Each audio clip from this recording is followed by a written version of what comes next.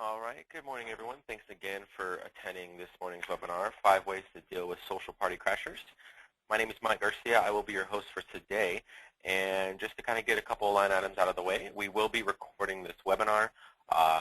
If you have any problems hearing me, if it's cutting in and out, please feel free to go ahead and try to log back in and see if that fixes it. If not, give us a call, 1-800-iMatrix. We'll see if one of our support reps can help get you connected properly if you're having any kind of audio issues. If you have any kind of questions, feel free to go ahead and type them throughout the webinar. I'll leave some time at the end to do a question-answer section. That way, if you have any questions, feel free throughout the webinar to type them out, and then I'll go ahead and save them towards the end. Again, since this will be recorded, if you have to leave early, what we will do is we'll go ahead and send this webinar out as a recording to anyone that has registered and attended, or if you know people that have registered but they weren't able to make it, they will also get a copy of it as well. Okay, so hopefully everyone's good to go, and let's go ahead and get started. So again, today's webinar is called 5 Ways to Deal with Social Party Crashers. I am Mike Garcia. I am the Associate Marketing Manager here at iMatrix. And just to kind of let you know, social media is a great way to connect with your current clients and get the word out about your business to potential clients. It allows you a medium for engaging with clients as well as educating them and staying top of mind. However, even if you are doing a good job at managing your social media, there is always always going to be naysayers as well as what we call social party crashers. So in today's webinar, we're going to go ahead and take a look at those 5 ways and see what we can do to try to deal with these social party crashers without sacrificing reputation. So these are the 5 ways that we're going to go through today, which is 1, engage with your followers. 2 would be respond to social reviews. Take the conversation offline, which is a big one. A lot of people like to sling mud, as we like to say, online, which actually tends to hurt them more than anything. 4, which is you can give maybe the crasher a free offer or give them some kind of incentives, give them something, and I'll kind of go a little more in depth on that. I know some people don't want to give free things away, but there's ways around that. And last but not least, address their concerns. So keep these in mind that, you know, a lot of these are just kind of ways that we fill our tips. They're not necessarily the only way written in stone, but again, these are probably the best ways that you can deal with these going forward. So number 1 is engage with your followers. You've likely heard the term engagement, and if you're not really sure what that is, you know, whenever social media for business is discussed, it's really kind of when someone does anything as far as, you know, writing a comment, let's say liking your page, liking a post that you posted, sharing it, anything like that, that's considered engagement. Great engagement means that a business is genuine and responsive. If they do engage with you, you know, you want to make sure to pretty much engage with them back, reciprocate it. Actively take part in the social media portion of it, which again, they're going to be active on it. You need to be as well. Don't post an article or tweet and then forget about it. Set up alerts on your social media profiles to notify you when you get a comment, shares, or messages, which is pretty simple. You can have it set to an email that you probably check regularly, I would recommend. That way, if someone does send you a response, you can respond back to them in a timely manner. You don't want to have it get too stagnant. Make sure that you do respond to these interactions with their pages as soon as you find out about them. One of the things is there's nothing really that social media users like better than responses from businesses that they engage with or that they follow with, because it makes it seem like their voice is being heard, especially if they have a suggestion for your business maybe, or if they just like something about your business. That'll make them want to leave more comments and make them want to leave more reviews if you engage back with them. So in the same way, though, a complete lack of response from these businesses usually show a lack of concern about followers, which consumers translate usually to a lack of concern for clients, even though this is far from the truth. So again, you know, you want to make sure that you are responding in a timely manner. If you don't have the time, maybe assign someone in the office that can keep track of these things. It's really super simple, and a lot of times if you have it sent to your email, you can actually respond directly from it. Sometimes it'll make you go, you know, to that actual social media profile, which you definitely want to do, but just keep it logged in. You know, you don't have to be actively on it all day and have it be a very timely thing on your part. But if someone does engage with you, just make sure to kind of write a little thank you or something back in return. They'll usually like that. The next is, you know, responding to social reviews. That's a big portion of it as well. So even if your business runs a flawless operation with the best customer service in the world, someone will crash your social party by leaving a negative review. And everyone's gotten that. We've gotten that. A lot of other businesses have gotten that. It just kind of happens. Research does show that a happy customer tells 1 or 2 people, but a dissatisfied customer will pretty much tell everybody. And I know everyone's kind of had something like that where if someone's happy about it, they might tell a few friends, a few family members, and those are great referrals. But if they're a little upset about the service, or maybe they just want to leave a negative review, they feel scorned and they want to tell the whole world. So a lot of people have dealt with that. We've dealt with that definitely, so you aren't alone on that. But again, take it in strides, and these are going to be some great ways that you can kind of deal with it. So it is fairly, really true with the social media portion as well. If someone does leave a nasty comment on social media, not necessarily Yelp or a Google review, if they just leave it on, let's say, Facebook or even Twitter, for instance, this is something where you still want to actively respond the same way you do with other review sites. Unless you're actively soliciting great reviews from happy customers, your business will likely only get negative reviews. So make sure to stay on top of that. Really, you want to not just expect people to just leave good reviews all the time. Maybe even ask for it. If you have a client that has had a very good experience, the worst you're going to get is no, or the worst you're going to get is, okay, I'll try to do it, and they just don't do it. They're never going to get mad at you for asking if you ask in a genuine way. So make sure if someone has a great experience with you and they want to leave you some kind of testimonial, maybe see if they'll just go ahead and take that testimonial. Let's say they emailed it to you or they hand wrote it. Sometimes people do that. Maybe see if they can just take that and copy it and put it into a review site, like Yelp or Google. They don't have to rewrite it or anything. They could actually just copy it and paste it right in if they've already written a great testimonial for you. You unfortunately can't do it because you're the business. You can't write reviews for yourself, but they can as a client, and that will actually help you out as a business. And just kind of pitch it that way. Well, we really appreciate your business. Thank you so much. If you don't mind, would you be able to maybe post a review on our site and then email them the links to the review sites? Make it as easy as possible so that way they don't have to go fishing around the internet to try to find where your profile is at. A lot of times if they don't have a Yelp account, most likely they have a Gmail, which allows them to then go ahead and post any kind of reviews on Google for you. Okay. The best strategy for negative reviews is really simply to just respond.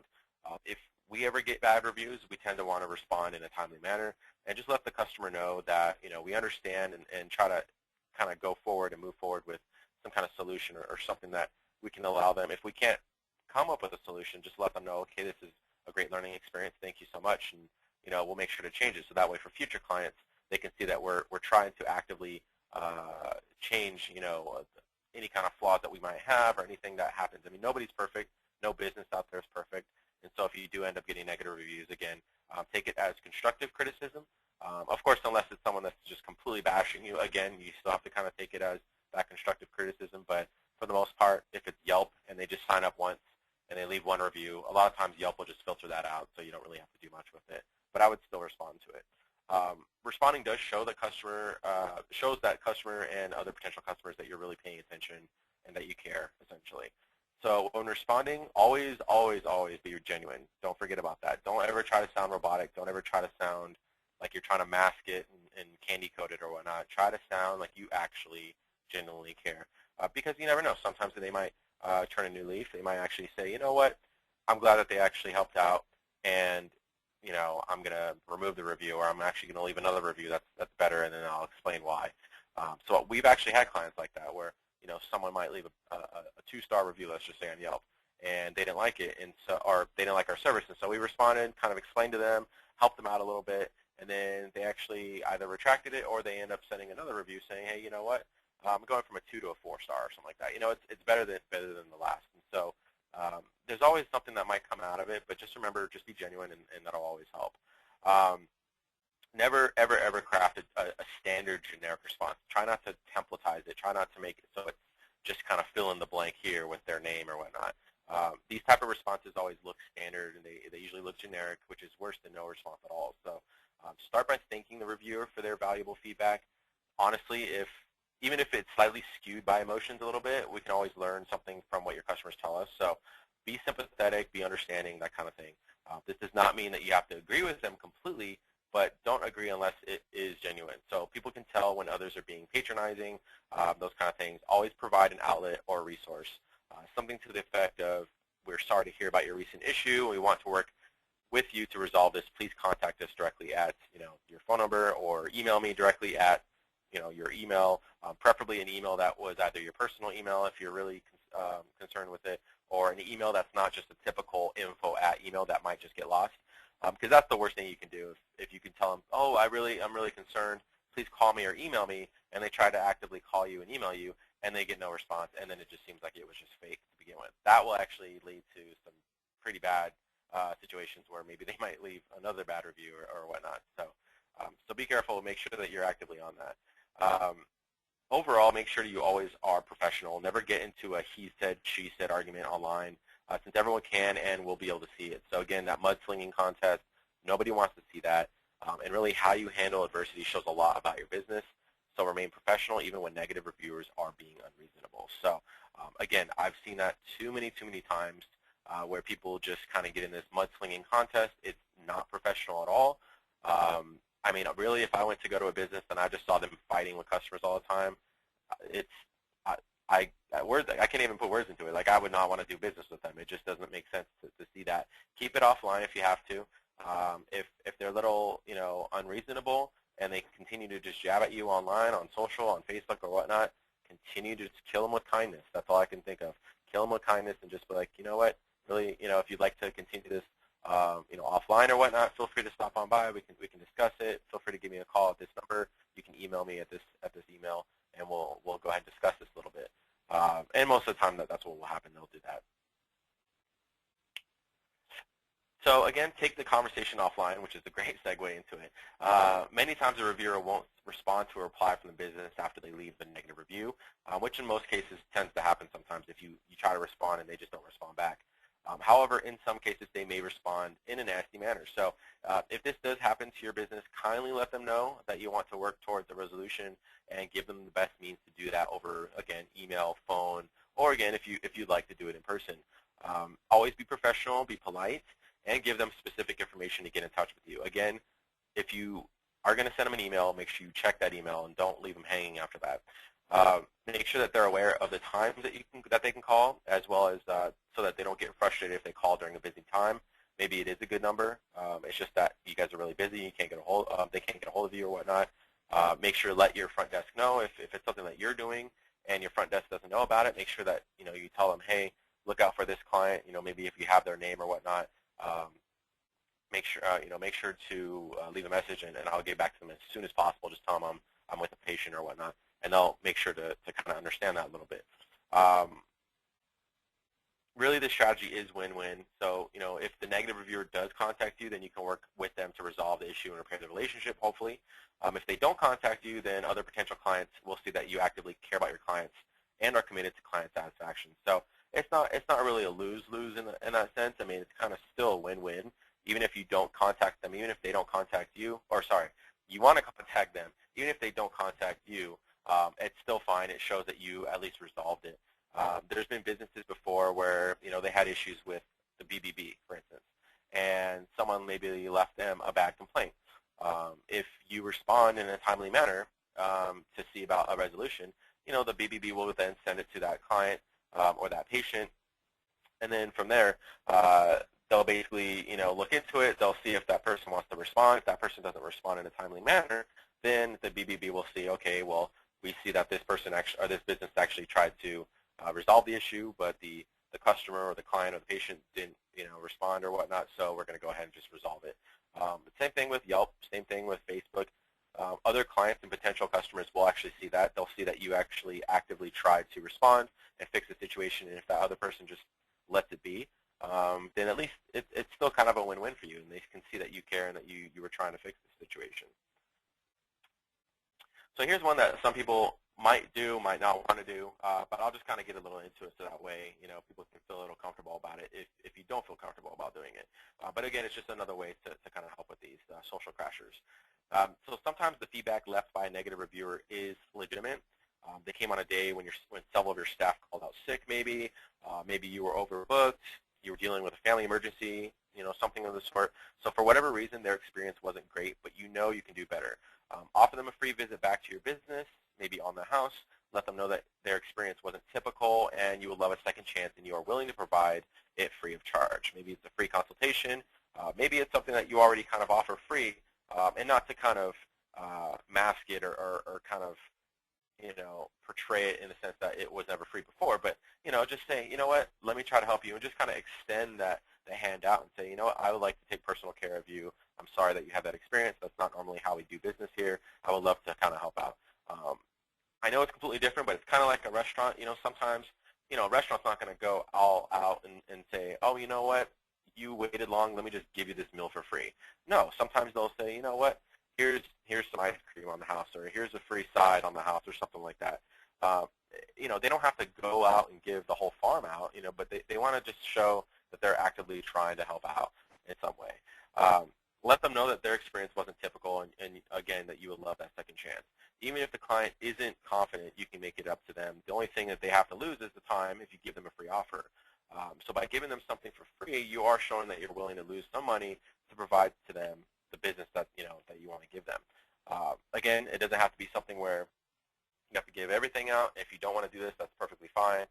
But again, it's something that does tend to help sometimes, and people do see some good results from it.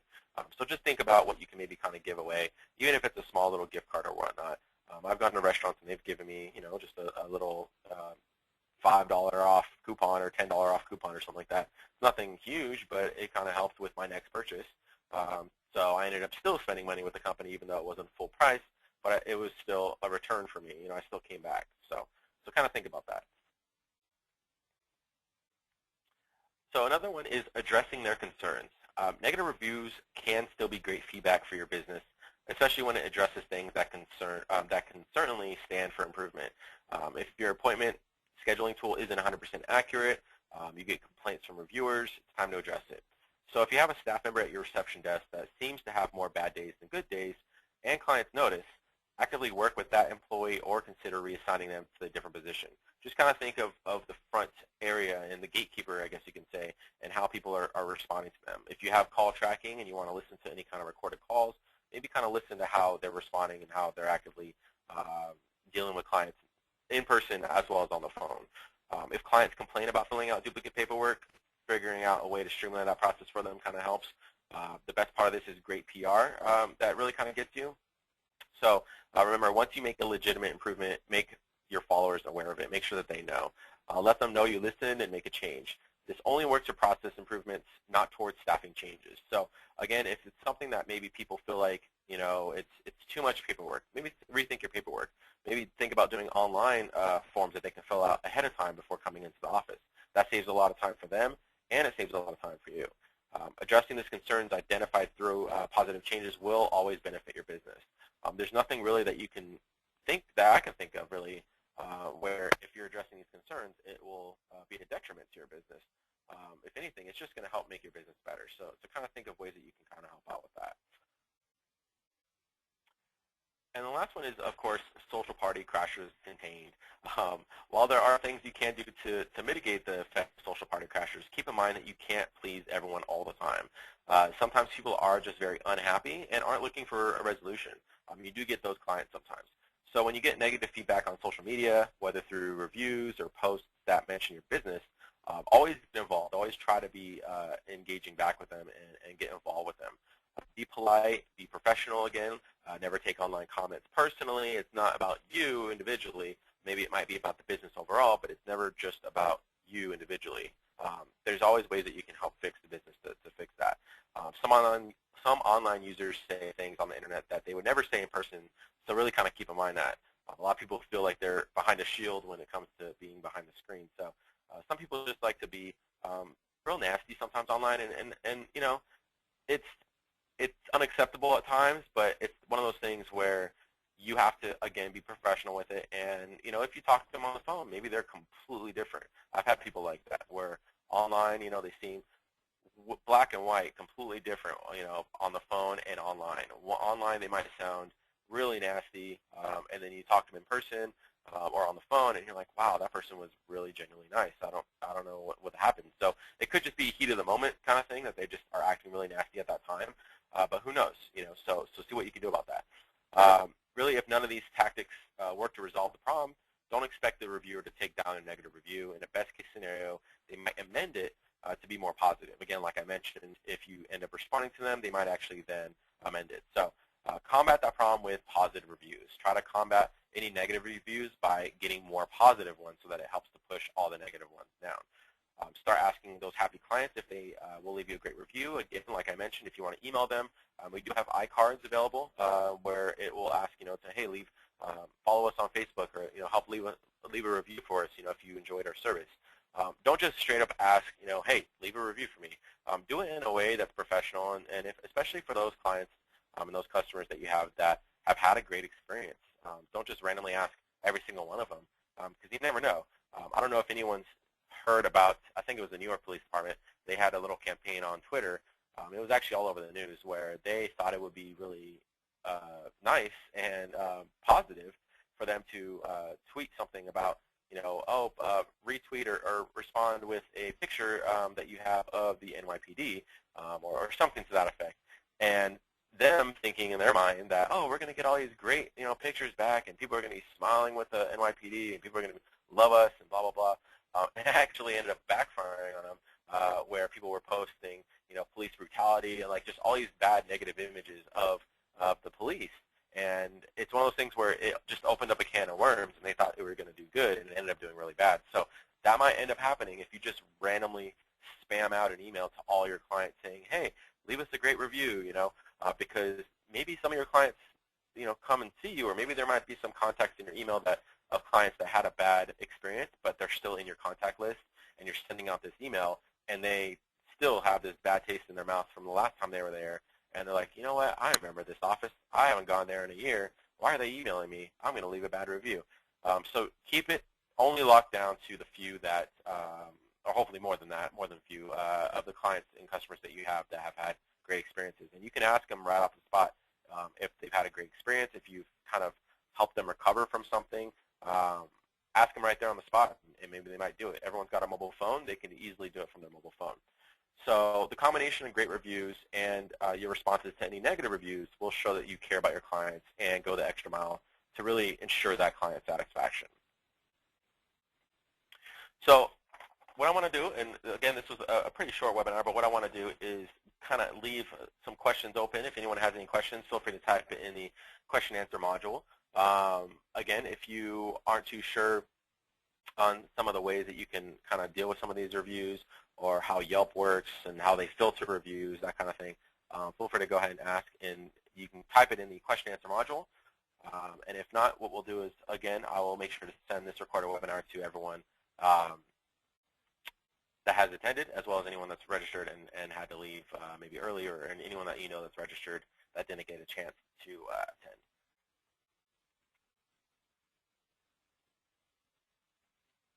All right, so that's actually a great question. So I have a question here about, again, how and why do Yelp reviews get filtered? So Yelp reviews, basically, the way that they kind of get filtered, and it's actually on Yelp's website, and I think it's something that's kind of like Google's algorithm. It just changes constantly. It's a little algorithm that they have, kind of like a Yelp, that they call it like a Yelp machine or Yelp review machine or something like that. But basically, the way it works is if someone just signs up for Yelp, and let's say they don't even have a Yelp and they had a really bad experience. Like I mentioned before, if someone's had a really good experience, they'll either, one, not leave a review, or two, they'll leave a great review, but they'll only tell a few people. If someone's had a bad experience, they will do whatever they can to scorn and spite the company that did them wrong, and they will tell the whole world. So sometimes what happens is people they won't have Yelp, but they have a really bad experience, so they say, you know what, I'm so mad at this company. I need to leave a review somewhere. I need to let the world know. So I'm going to sign up for Yelp, and I'm just going to leave this review. And so what happens is Yelp sees that, Yelp understands that, and what they'll do is they'll filter that review out. Now, sometimes you might have reviews that are just one review from a client, maybe a patient that just maybe they signed up and they have the one review, and it's on the top of your Yelp page, and it's a one-star review. And it's one of those things where you're just like, man, I've got all these great reviews, but this one bad review is on the very top. What's going on? It doesn't necessarily happen instantly. Sometimes you'll have bad reviews that get filtered. Again, it's one of those algorithm kind of things that happen that change constantly. So a lot of times you'll see, let's say, 3 5-star reviews on the very top of your Yelp listing, and then a couple bad reviews, and then next week or next couple weeks later you see those bad reviews pop up on top. They're never static. They're kind of dynamic. They change all the time. So sometimes you'll see one review that's on the bottom appear at the top. Other times you'll see it appear somewhere in the middle. They kind of change, randomly. I mean, that's why you see it not necessarily in order by date. You'll actually see some that are most recent at the top, and then the one right below it you'll see is maybe from last year. The one below that maybe from last month. So it kind of changes all the time. So the way you can kind of deal with that, again, as I mentioned, is hopefully one, Yelp will filter that review because they see that that person just signed up to leave a negative review. But two, respond to it. If Yelp can also see that you're responding to it, it's almost kind of like the Better Business Bureau where they'll see that you're responding and they'll actually actively maybe do something about it. Maybe they will filter it, and they'll look into it and see, oh, you know what, this person just signed up to leave a review, a bad review at that, and we're just going to go ahead and filter it. So if you ever have filtered reviews, you can kind of check towards the bottom of your Yelp reviews. You'll see it says something like not recommended reviews or something like that. Those are the filtered ones. You can click on it, and then it'll pop up a list of them, and they tend to be, anywhere between 1 star or 2 stars. I'd be very surprised if I saw anything that was, 4 or 5 stars in filtered. I mean, for the most part, if it's a good review, it will stick. If it's at least 4 or 5 stars. Now, keep in mind that also tends to be for the good reviews. If someone only has one review that they've done, it might have a chance of also being filtered just because that's the one review that they had. And Yelp might think, oh, this could just be a friend or family member trying to help this business out, or it could be a business trying to get their employees to just leave random reviews. So, I mean, if it's someone that you know that's a friend and family and they've actually been a client of yours and they've come in, there's no problem with asking them to maybe leave you a review as long as they've left some reviews before in the past and not just signed up once to leave a review, because that does tend to look pretty bad if you have a lot of filter reviews and they're all 4 or 5 stars. It just looks like you're pretty much kind of buying out reviews, and that actually looks a lot worse than having negative reviews that you've responded to. Okay? Hopefully that answers your question.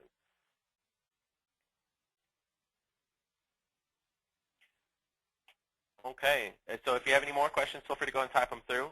Again, if you'd like any kind of questions answered, as a one-on-one type of consultation, feel free to give us a call. We do have people standing by that will help you out with any kind of issues that you might have currently with your current product. If you have a certain package with us, definitely ask away. We will help you out and kind of help get you to understand. Maybe you need to understand where the iCards are, how to send those out, so you can get some reviews, and maybe how to. What you can also do is you can do the same thing with Facebook, where you can upload your clients or your contact list from your iController from your website to your Facebook, so that way you can start getting more likes on Facebook. There's a lot of ways to do that. So we know a lot of different kind of tricks of the trade to help you get more reviews and help to get you, more friends, fans or whatnot, business likes on your business page on Facebook or whatnot. So go ahead and give us a call, and we'll definitely help you out. Again, I want to thank everyone for attending this morning. And again, if you have any questions, give us a call. You can email us as well. And hopefully you guys have a wonderful day.